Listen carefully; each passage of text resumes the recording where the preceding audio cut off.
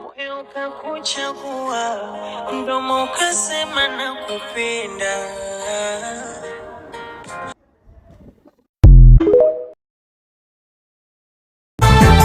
Koki nabad bay isu diiday, duqoodii la dhaafi waayay, markaydii hatee sidaacday ayaa nafta la soo tallaabay dalkaygo.